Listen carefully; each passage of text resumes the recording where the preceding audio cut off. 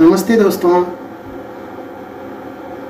मैं डॉक्टर धीरज भत्ते, हिंदी विभाग प्रमुख, संजीवनी महाविद्यालय चापोली। आज हम बीए बीकॉम बीएससी द्वितीय वर्ष के पाठ्यक्रम के अंतर्गत कथ्यतर गद्य की एक रचना युवाओं से एक संबोधन है और इस रचना के रचनाकार स्वामी विवेकानंद है। इस रचना को देखने से पहले स्वामी विवेकानंद के जीवन परिचय को हमें देखना है। तो स्वामी विवेकानंद का ये संबोधन है। संबोधन क्या होता है, तो इसके पहले हमने देखा है संबोधन के सामान्यतः कई अर्थ हैं, जैसे कि जानना या आह्वान करना है, जताना है या समझाना है।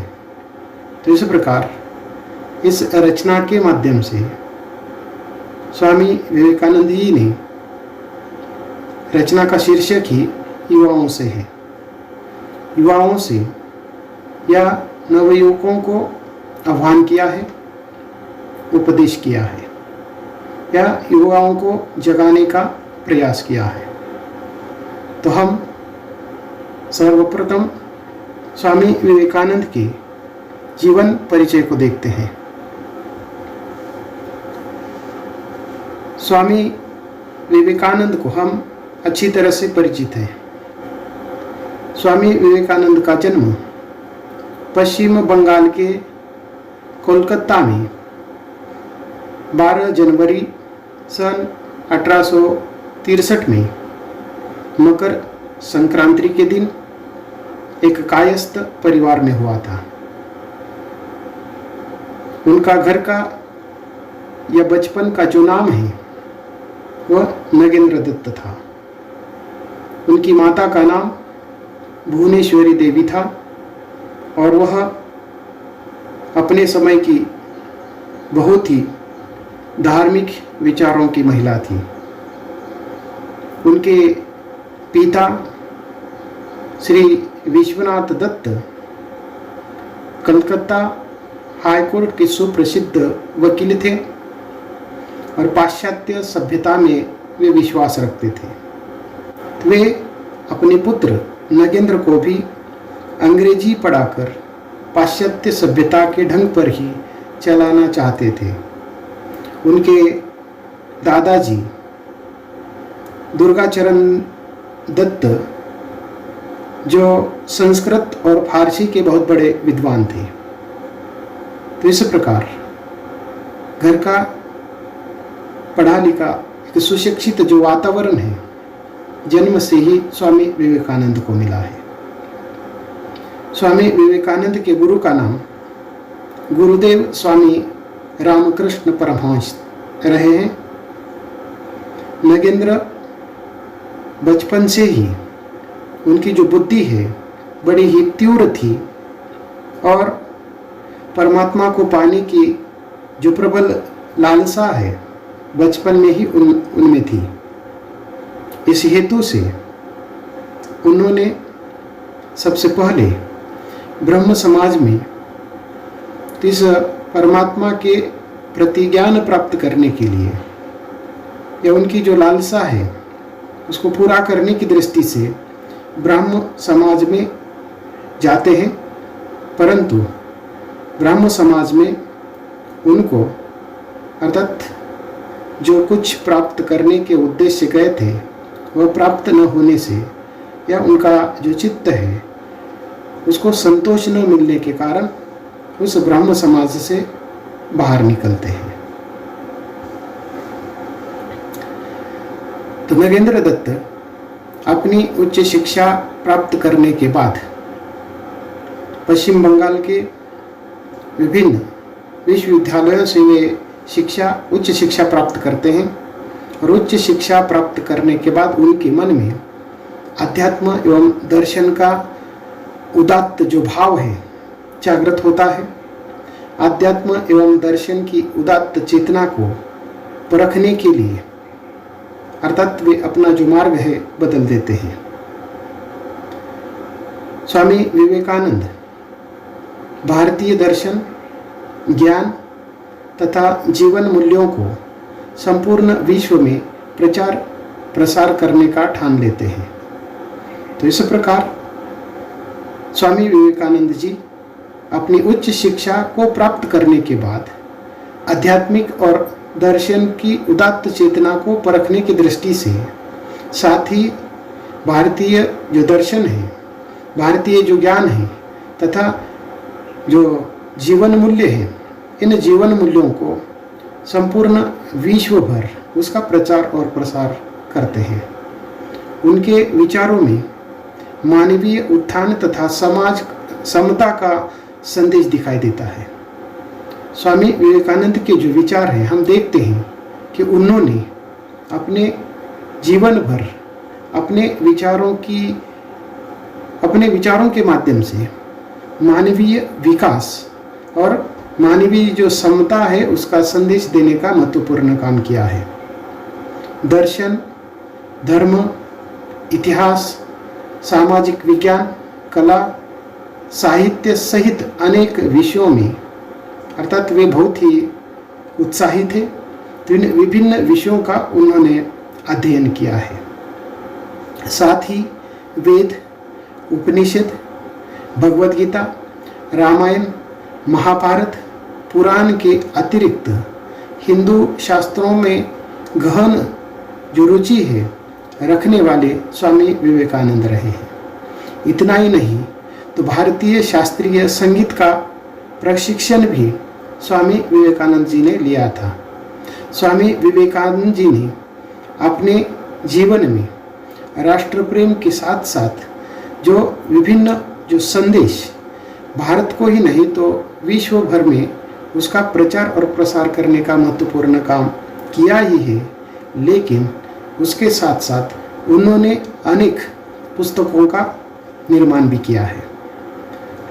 उनके प्रमुख जो रचनाएं हैं, उन प्रमुख रचनाओं के अंतर्गत महत्वपूर्ण रचनाओं का अगर उल्लेख करना है तो कर्मयोग, प्रेमयोग, भगवान कृष्ण और भगवद गीता, राजयोग, आत्म साक्षात्कार, साधना और सिद्धि, हिंदू धर्म के पक्ष में आत्मतत्व, तो जैसे अनेक शीर्षक से उन्होंने पुस्तकों का प्रकाशन किया है।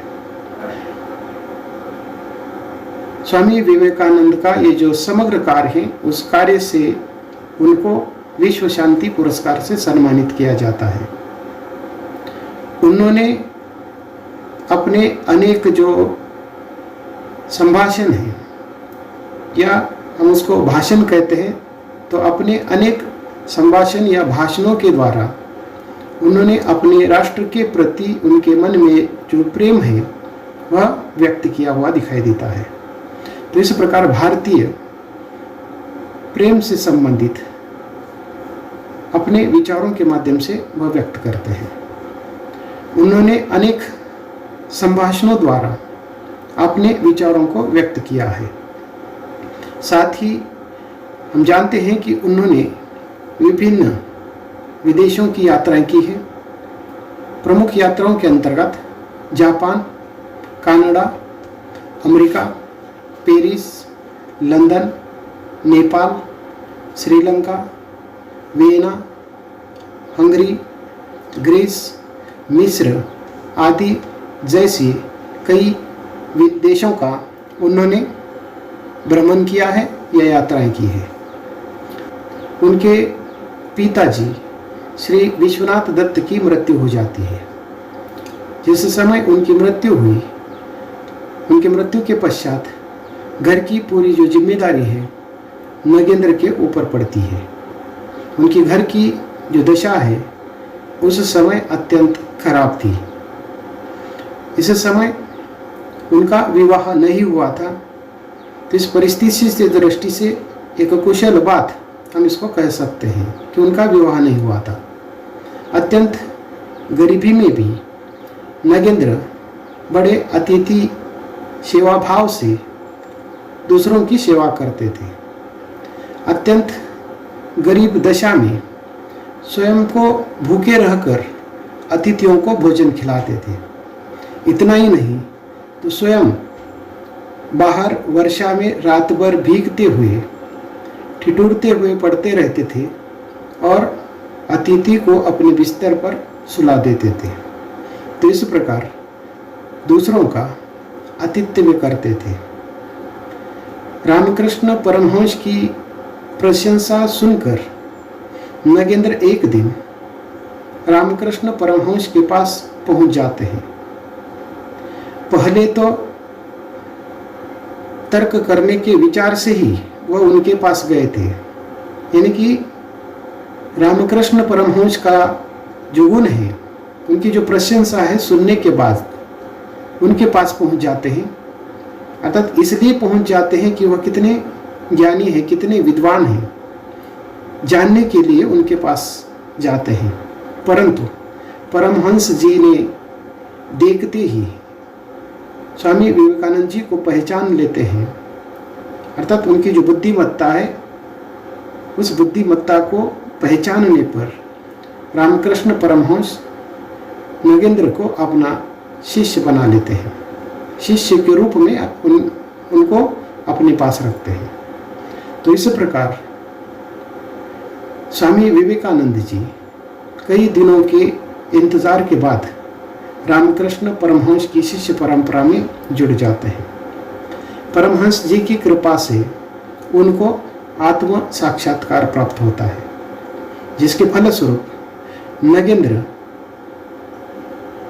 परमहंस की शिष्य परंपरा में प्रमुख शिष्य बन जाते हैं। तो इस प्रकार संन्यास लेने के बाद उनका नाम विवेकानंद हो जाता है। स्वामी विवेकानंद अपना जीवन अपने गुरुदेव स्वामी रामकृष्ण परमहंस को समर्पित कर चुके थे।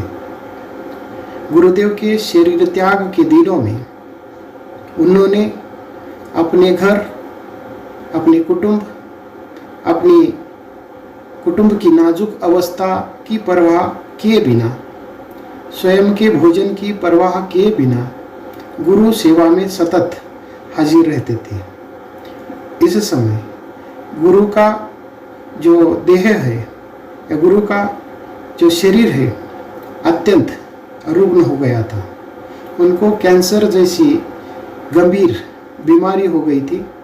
कैंसर के कारण उनके गले में थूक, रक्त, कफ आदि निकलता था।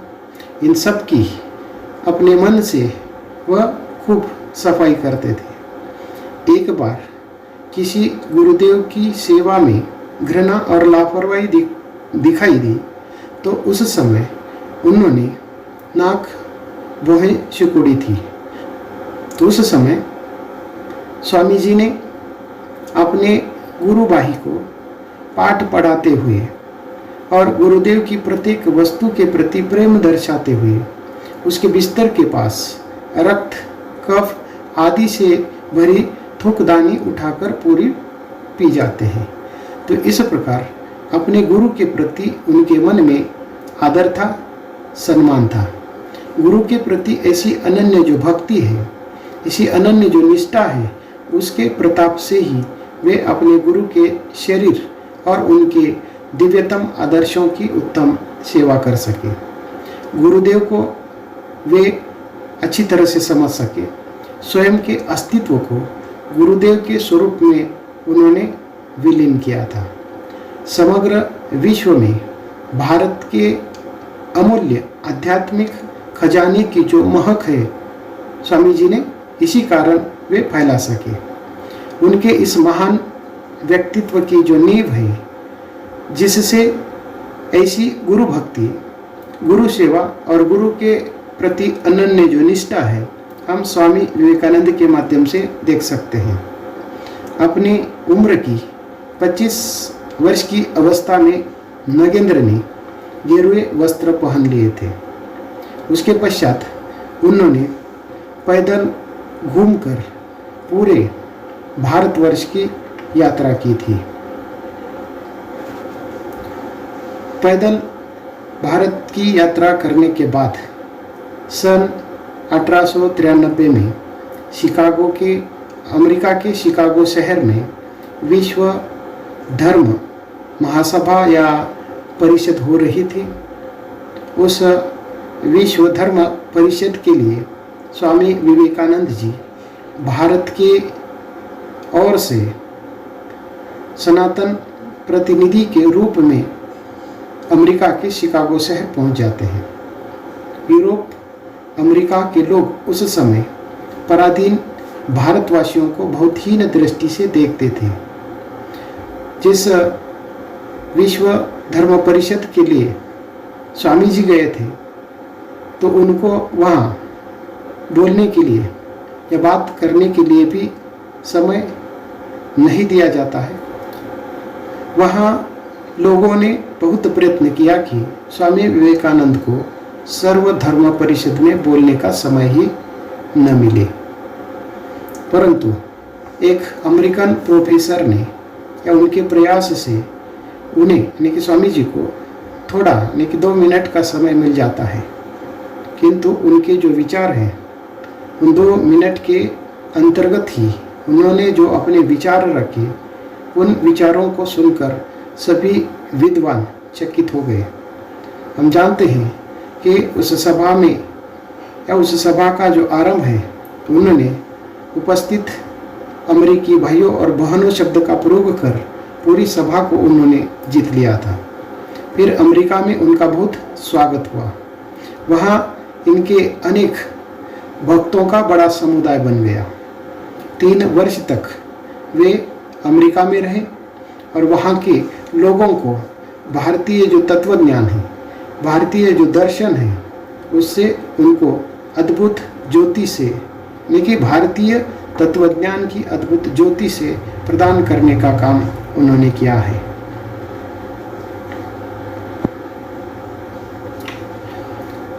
अध्यात्म विद्या और भारतीय दर्शन के बिना विश्व अनाथ हो जाएगा, यह स्वामी विवेकानंद जी का दृढ़ विश्वास था।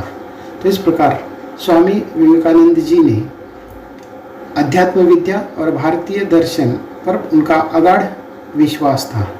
जिनके पास तो इस प्रकार अध्यात्म विद्या या भारतीय दर्शन नहीं है, अर्थात वे अनाथ हैं या उनके बिना मनुष्य अनाथ हो जाएगा, इस प्रकार का उनका विश्वास था। अमेरिका में उन्होंने रामकृष्ण मिशन की अनेक शाखाएं स्थापित की थी। अनेक अमेरिकन विद्वानों ने उनका शिष्यत्व ग्रहण किया। 4 जुलाई सन 1902 को अपने जीवन के 39 वर्ष की अवस्था में अपना देह त्याग वो करते हैं। पश्चिम बंगाल के बेलूर मठ में उन्होंने समाधि ली। इस प्रकार वे सदा अपने को गरीबों का सेवक कहते थे। भारत के गौरव को देश के कोने कोने तक पहुंचाने का जो उज्जवल प्रयास है उन्होंने किया है।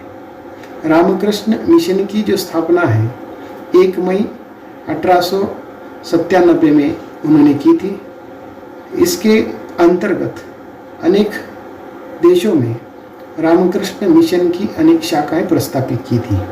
तो इस प्रकार रामकृष्ण मिशन आज भी देश के कोने कोने में कार्यरत है। स्वामी विवेकानंद के शिक्षा दर्शन के आधारभूत सिद्धांतों की हम चर्चा करते हैं। ये शिक्षा विषयक 12 सिद्धांत हैं।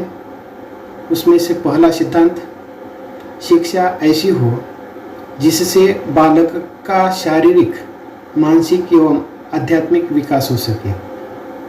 स्वामी जी के अनुसार शिक्षा व्यवस्था कैसी होनी चाहिए, तो जिसके माध्यम से विद्यार्थी के शारीरिक, मानसिक और आध्यात्मिक विकास होना चाहिए।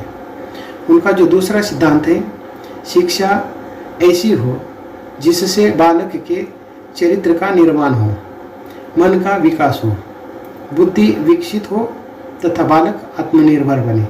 तो इस प्रकार शिक्षा व्यवस्था या शिक्षा ऐसी होनी चाहिए जिससे बालक का जो चरित्र है वो निर्माण हो सके, उसके मन का विकास हो सके, उसकी बुद्धि विकसित हो सके। और अंत में सबसे महत्वपूर्ण जो बात उन्होंने कही है कि जो बालक है या विद्यार्थी है वह आत्मनिर्भर यानी कि अपने पैरों पर खड़ा हो सके। उनका तीसरा शिक्षा विषयक जो सिद्धांत है, बालक एवं बालिकाओं दोनों को समान शिक्षा देनी चाहिए। तो इस प्रकार शिक्षा व्यवस्था में या शिक्षा में किसी प्रकार का भेदभाव नहीं होना चाहिए, बालकों के लिए और बालिकाओं के लिए, यानी कि दोनों के लिए समान शिक्षा व्यवस्था होनी चाहिए। चौथा जो सिद्धांत है, धार्मिक शिक्षा पुस्तकों द्वारा न देकर आचरण एवं संस्कारों द्वारा देनी चाहिए। धर्म की जो शिक्षा है वह शिक्षा किसी भी प्रकार के पुस्तक द्वारा न देकर स्वयं, जिसको हम प्रैक्टिकली कहते हैं, आचरण एवं संस्कारों द्वारा देने की बात उन्होंने कही है। पांचवा उनका जो सिद्धांत है, पाठ्यक्रम में लौकिक एवं पारलौकिक दोनों प्रकार के विषयों को स्थान देना चाहिए। छठे सिद्धांत में वे कहते हैं कि शिक्षा गुरु ग्रह में प्राप्त की जा सकती है। तो इस प्रकार ये जो शिक्षा है गुरु ग्रह में भी प्राप्त की जा सकती है, लेकिन शिक्षा प्राप्त करने के लिए स्थान का कोई बंधन न हो, घर में भी हम इस प्रकार की शिक्षा प्राप्त कर सकते हैं। सातवां उनका जो शिक्षा विषयक जो सिद्धांत है उसमें वे कहते हैं शिक्षक एवं छात्र का संबंध अधिक से अधिक घनिष्ठ होना चाहिए। तो इस प्रकार शिक्षक और छात्रों का संबंध घनिष्ठ होने की जो बात है इस सिद्धांत के अंतर्गत उन्होंने कही है।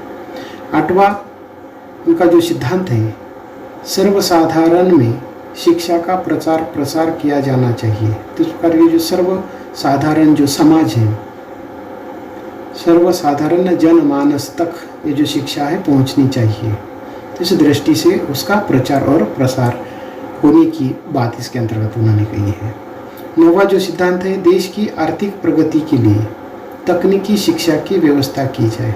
तो इस प्रकार अर्थात स्वामी जी ने उस समय तकनीकी शिक्षा का प्रोत्साहन किया था या तकनीकी शिक्षा की जो व्यवस्था है होने की बात उन्होंने कही थी, जिसके माध्यम से देश की आर्थिक प्रगति हो सकती है। तो इस प्रकार यहाँ देश की आर्थिक प्रगति के लिए तकनीकी शिक्षा की व्यवस्था की बात उन्होंने उस समय कही थी। 10वां जो सिद्धांत है, मानवीय एवं राष्ट्रीय शिक्षा परिवार से ही शुरू करनी चाहिए। तो इस प्रकार मानवीय एवं राष्ट्रीय शिक्षा परिवार से ही शुरू होनी चाहिए। तो इस प्रकार अपने छोटे बच्चे को घर से ही ये जो शिक्षा है प्रारंभ होनी चाहिए। तो इसके अंदर कौन सी शिक्षा है? मानवीय एवं राष्ट्रीय शिक्षा। तो इस पर मानवीयता, मनुष्यता और राष्ट्रीय भक्ति या राष्ट्र प्रेम से संबंधित जो शिक्षा है अपने परिवार से ही शुरू होनी चाहिए। 11वां जो सिद्धांत है, शिक्षा ऐसी हो जो सीखने वाले को जीवन संघर्ष से लड़ने की शक्ति दे। तो इस प्रकार ये जो शिक्षा है ऐसी होनी चाहिए जिसके बल पर जो विद्यार्थी है वह जैसे कि अपने जीवन का संघर्ष कर सके। इस प्रकार जीवन का जो दूसरा नाम है संघर्ष है, और ये जो जीवन संघर्ष की जो लड़ाई है उस लड़ाई को सहजता से जीतने वाली शिक्षा होनी चाहिए। तो इस प्रकार जीवन संघर्ष से लड़ने की जो शक्ति है तो उस शिक्षा से मिलनी चाहिए। इस प्रकार की शिक्षा बच्चों को या छात्रों को मिलनी चाहिए। 12वीं जो बात है उन्होंने कही है कि स्वामी जी के अनुसार व्यक्ति को अपनी रुचि को महत्व देना चाहिए। तो इस प्रकार बच्चों को उसके रुचि के अनुसार शिक्षा मिलनी चाहिए, या उसका जो कार्य है उसके रुचि के अनुसार होना चाहिए या करना चाहिए। तो हर व्यक्ति के रुचि को महत्व देने की बात उन्होंने कही है। गुरुदेव रविंद्रनाथ ठाकुर ने एक स्थान पर लिखा है, अगर भारत को जानना है, जैसे कि वे एक स्थान पर लिखते हैं कि यदि आप भारत को जानना चाहते हैं तो विवेकानंद पढ़िए, विवेकानंद को पढ़िए, उनमें सब सकारात्मकता है, नकारात्मकता कुछ भी नहीं है। तो इस प्रकार इस कथन से हम समझ सकते हैं कि स्वामी विवेकानंद जी का जो जीवन है वह सकारात्मक रहा है। वे हर बात सकारात्मकता की दृष्टि से सोचते थे। उनके पास किसी प्रकार की कोई नकारात्मकता नहीं थी, जिसका उल्लेख रविन्द्रनाथ ठाकुर ने किया था। ये जो स्लाइड में जो चित्र दिखाई दे रहा है वह उनका जन्म स्थान है। गौड़ मोहन मुखर्जी स्ट्रीट, कोलकाता स्थित स्वामी विवेकानंद का मूल जन्म स्थान, जिसका पुनरुद्धार करके आज वहाँ एक सांस्कृतिक केंद्र बनाया गया है जो कलकत्ते में है। ये उनका जन्म स्थान आज एक सांस्कृतिक केंद्र के रूप में लोगों के लिए खुला है।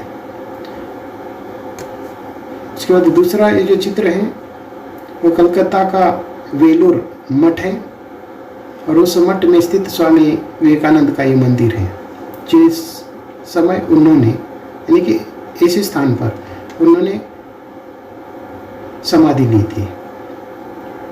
उसके बाद उनके जीवन की कुछ प्रमुख जो घटना प्रसंग है उसको संक्षेप में हम देखते हैं। बहुत विस्तार के साथ देखने की आवश्यकता नहीं है। 12 जनवरी 1863 में स्वामी विवेकानंद जी का जन्म कलकत्ता में हुआ। उसके बाद अर्थात ये जो तिथियां हैं आपके सामने हैं, बहुत समय व्यतीत न करते हुए उसके बाद प्रेसिडेंट कॉलेज और जनरल असेंबली इंस्टीट्यूट से उन्होंने शिक्षा प्राप्त की। 1881 में रामकृष्ण परमहंस से उनकी भेंट होती है। 1882 से लेकर 1868 तक वे रामकृष्ण परमहंस से उनके संपर्क में रहते हैं, आत्मज्ञान वह प्राप्त करते हैं। 1884 में स्नातक परीक्षा उत्तीर्ण वे होते हैं। उसी समय उनके पिता का स्वर्गवास होता है। 1885 में रामकृष्ण परमहंस की अंतिम जो बीमारी है यहाँ से वह शुरू होती है। 16 अगस्त 1886 में रामकृष्ण परमहंस जो स्वामी विवेकानंद के गुरु थे उनका निधन होता है। उसके बाद 1886 में वराहनगर में एक मठ की स्थापना करते हैं, उसका वो चित्र है। 1887 में वराहनगर मठ में औपचारिक संन्यास लेते हैं। उसके बाद 1890 से लेकर 93 तक परिवाचरक के रूप में वे गिरवा वस्त्र धारण कर पूरे भारत का भ्रमण शुरू करते हैं। 25 दिसंबर 1892 में वे कन्याकुमारी पहुंच जाते हैं। उसके बाद 13 फरवरी 1893 में प्रथम सार्वजनिक व्याख्यान सिकंदराबाद में वो देते हैं। 31 मई 1893 में मुंबई से अमेरिका के लिए रवाना हो जाते हैं। 25 जुलाई 1893 में वैंकूवर कनाडा पहुंच जाते हैं। उसके बाद 30 जुलाई 1893 में शिकागो का उनका आगमन होता है।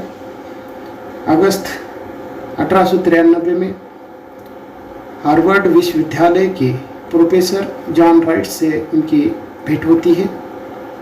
11 सितंबर 1893 में विश्व धर्म सम्मेलन शिकागो में वे प्रथम व्याख्यान देते हैं।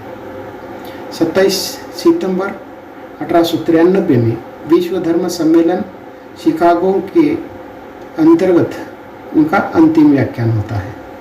16 मई 1894 में हार्वर्ड विश्वविद्यालय में उनका संभाषण होता है। नवंबर 1894 में न्यूयॉर्क में वेदांत समिति की वे स्थापना करते हैं। 15 जनवरी 1895 में न्यूयॉर्क में धार्मिक कक्षाओं का संचालन वे आरंभ करते हैं। उसके बाद 1895 के अगस्त महीने में पेरिस पहुंचते हैं। अक्टूबर 1895 में लंदन में उनका एक महत्वपूर्ण व्याख्यान होता है। 6 दिसंबर 1895 में पुनः वह न्यूयॉर्क वापस आ जाते हैं।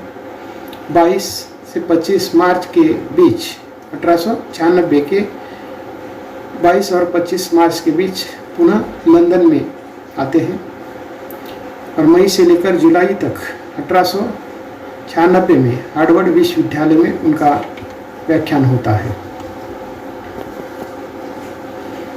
15 अप्रैल 1896 में पुनः लंदन वापस आते हैं और मई से लेकर जुलाई तक 1896 के बीच लंदन में धार्मिक कक्षाएं चलाते हैं। 28 मई 1896 में ऑक्सफोर्ड में मैक्स मुलर से उनकी भेंट होती है।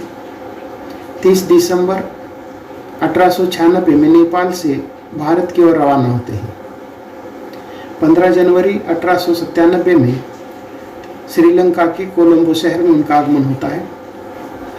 जनवरी 1897 में रामनाथपुरम, आज उसे रामेश्वर कहा जाता है, तो रामेश्वर में उनका बहुत ही जोरदार स्वागत होता है। उस समय उनका बहुत ही महत्वपूर्ण भाषण भी होता है।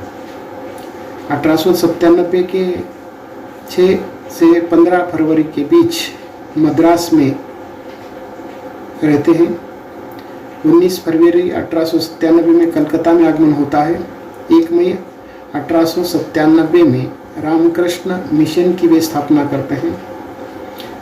मई से लेकर दिसंबर 1897 के बीच उत्तर भारत की यात्रा करते हैं। 1898 के जनवरी महीने में वो कलकत्ता वापस आते हैं। 19 मार्च 1899 में मायावती में अद्वैत आश्रम की स्थापना करते हैं। 20 जून 1899 में पश्चिमी देशों की दूसरी यात्रा वो करते हैं। 31 जुलाई 1899 में न्यूयॉर्क में उनका आगमन होता है। 22 फरवरी 1900 ईस्वी सन में सैन फ्रांसिस्को में वेदांत समिति की वे स्थापना करते हैं। जून 1900 ईस्वी सन में न्यूयॉर्क में उनके अंतिम कक्षा की स्थापना करते हैं। 26 जुलाई 1900 ईस्वी सन में पुनः यूरोप के लिए रवाना होते हैं।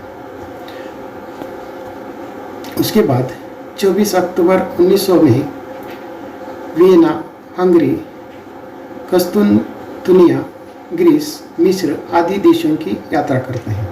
26 नवंबर 1900 में भारत रवाना होते हैं। 9 दिसंबर 1900 में बेलूर मठ में उनका आगमन होता है। 10 जनवरी 1901 में मायावती की यात्रा करते हैं। मार्च से मई 1901 में पूर्वी बंगाल और असम की तीर्थ यात्रा पर जाते हैं। जनवरी से लेकर फरवरी 1902 में बोध गया और वाराणसी की यात्रा करते हैं। मार्च 1902 में बेलूर मठ में उनकी वापसी होती है और अंत में 4 जुलाई 1902 में वह बेलूर के मठ में महासमाधिस्थ होते हैं। तो इस प्रकार स्वामी विवेकानंद जी का जीवन परिचय देखने के बाद पाठ्यक्रम की जो रचना है युवाओं से, उसकी चर्चा हमें करनी है। इस पाठ के परिचय के अंतर्गत हम देखते हैं कि एक संबोधन है और ये संबोधन युवाओं के लिए किया है। युवाओं से ये जो शीर्षक है, इस शीर्षक से पता चलता है कि उन्होंने युवाओं को उपदेश किया है। युवाओं से इस रचना में स्वामी जी ने युवकों के लिए उपदेश किया है, आह्वान किया है। युवाओं से शीर्षक पाठ में स्वामी विवेकानंद जी के उन विचारों का समावेश है जिनमें युवाओं को विशेष रूप से संबोधित किया है। उनकी मान्यता है कि भारतवर्ष का नवनिर्माण शारीरिक शक्ति से नहीं बल्कि आत्मिक शक्ति से होगा। इस पाठ में विवेकानंद जी ने नवयुवकों को शक्तिशाली बनने का, उनको ज्ञान को आत्मसात करने का और ज्ञान को आत्मसात करते हुए देश सेवा के लिए संगठन बनाने का संदेश दिया है। इतना ही नहीं, तो आत्म प्रतिष्ठा, दलबंदी और ईर्ष्या को छोड़कर सहनशीलता को अपनाए तो सारा संसार हमारे कदमों में होगा। यही स्वामी विवेकानंद की धारणा रही है। कुछ महत्वपूर्ण बातें चित्रों के माध्यम से हम देख सकते हैं। ये भारत माता है। भारत माता के प्रति स्वामी जी के मन में बहुत बड़ा आदर था। भारत माता का सर ऊंचा रखने के लिए उन्होंने देश में ही नहीं तो विदेशों में भारतीय जो दर्शन है, भारतीय जो संस्कृति सभ्यता है, उसका सारे संसार में प्रचार और प्रसार किया। उनका महत्वपूर्ण जो उद्देश्य है इस रचना के पीछे या युवकों के लिए सबसे बड़ा जो उपदेश है, तो इस स्लाइड में आप पढ़ते होंगे। उनका कहना था, उनका आह्वान है युवकों के लिए विशेषकर कि उठो, जागो और तब तक नहीं रुको जब तक लक्ष्य प्राप्त न हो।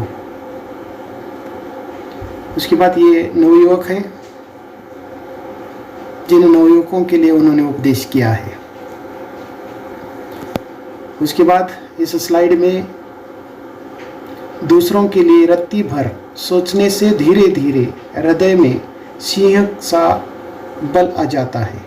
तो इस प्रकार जैसे कि खुद के बारे में तो हम सोचते ही हैं, दूसरों के बारे में सोचने की बात इन्होंने कही है। जब हम दूसरों के बारे में रत्ती भर यानी कि कण भर भी अगर हम सोचते हैं तो हमारे हृदय में क्या होता है, धीरे धीरे हमारे हृदय में सिंह जैसा बल आता है, हम बलवान हो जाते हैं। तो इस स्लाइड में वे कहते हैं कि भारत के राष्ट्रीय आदर्श हैं त्याग और सेवा। ये जो भारत है, भारत माता के प्रति उनके मन में बहुत बड़ा अभिमान था। तो भारत के लिए या भारत के राष्ट्रीय आदर्श के लिए त्याग और सेवा का उन्होंने उपदेश किया है। उसके बाद इस स्लाइड में वे कह रहे हैं कि मैं तुम सबसे यही चाहता हूँ कि तुम आत्म प्रतिष्ठा, दलबंदी और ईर्ष्या को सदा के लिए छोड़ दो। तो इस प्रकार ये जो 3 बातें हैं, तो इन 3 बातों को हमेशा के लिए छोड़ने का जो उपदेश है स्वामी जी ने किया है।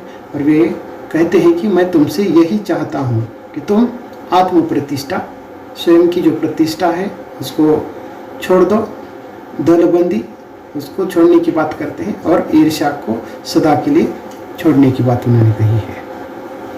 तो इस प्रकार आज हम यही रुकते हैं।